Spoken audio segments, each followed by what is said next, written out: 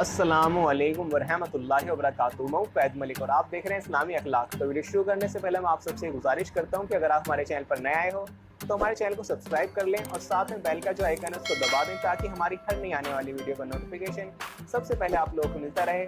چلیے ویڈیو شروع کرتے ہیں۔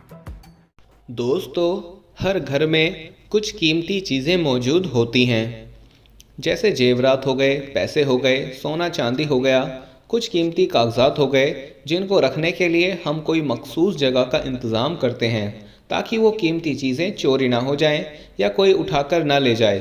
تو ہر گھر میں ایک الماری ضرور ہوتی ہے جس میں لاک بھی لگے ہوتے ہیں اور ہم اپنی مہنگی چیزیں اسی الماری میں رکھتے ہیں تاکہ ہمارا کوئی نقصان نہ ہو جائے۔ لیکن اس میں بہت سے لوگ یہ غلطی کر دیتے ہیں کہ اس الماری کو غلط پوزیشن میں رکھ دیتے ہیں، یا یوں کہہ لیں کہ غلط ڈائریکشن میں رکھ دیتے ہیں، جس کی وجہ سے ہمیں بہت نقصان اٹھانا پڑ جاتا ہے۔ اس الماری میں رکھا ہوا پیسہ بڑھنے کی بجائے گھٹنا شروع ہو جاتا ہے، چاہے کوئی باہر کا انسان ہمارا نقصان کرے یا نہ کرے۔ لیکن الماری کو جس طریقے سے ہم نے رکھا ہوتا ہے وہ طریقہ ہی غلط ہوتا ہے۔ آئیے آپ کو بتاتے ہیں کہ الماری کو کس طرح رکھا جائے تاکہ نقصان بھی نہ ہو اور گھر میں پیسہ آنے لگے، کیونکہ جو لوگ اپنا پیسہ الماری میں رکھتے ہیں ان کو یہ بات ہمیشہ یاد رکھنی چاہیے کہ الماری کا پیچھے والا حصہ کبھی بھی کعبہ شریف کی طرف نہیں ہونا چاہیے۔ اس بات کا دھیان رکھیں کہ الماری کا سامنے والا حصہ کعبہ کی طرف ہونا چاہیے، نہ کہ پیچھے والا حصہ کعبے کی طرف ہونا چاہیے۔ آپ لوگ آج ہی اپنے گھر کی الماری کی ڈائریکشن تبدیل کر کے دیکھیں، آپ کے گھر کی قسمت ہی بدل جائے گی۔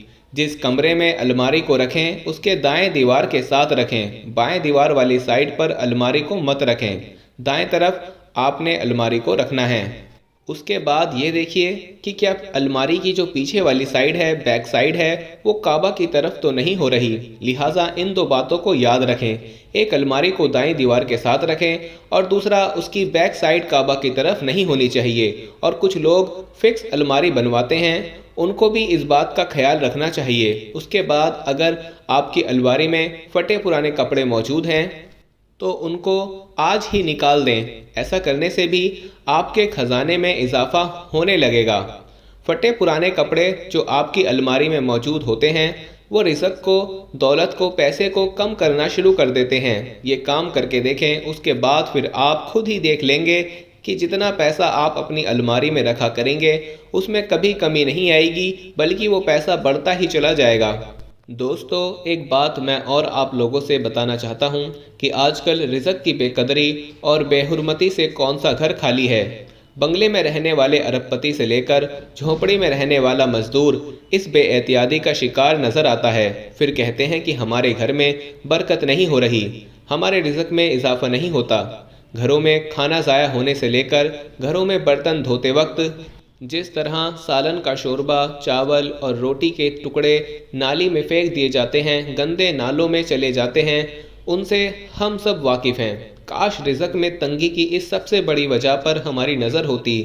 امیر المومنین حضرت عائشہ صدیقہ رضی اللہ تعالی عنہ فرماتی ہیں، تاجدار مدینہ صلی اللہ علیہ وسلم اپنے گھر میں تشریف لائے، روٹی کا ٹکڑا پڑا ہوا دیکھا، اس کو اٹھا کر صاف کیا، پھر کھا لیا اور فرمایا، عائشہ اچھی چیز کا احترام کرو کہ یہ چیز یعنی روٹی جب کسی کے پاس سے بھاگ جاتی ہے تو پھر لوٹ کر واپس نہیں آتی، تو لہٰذا رزق کی قدر کریں۔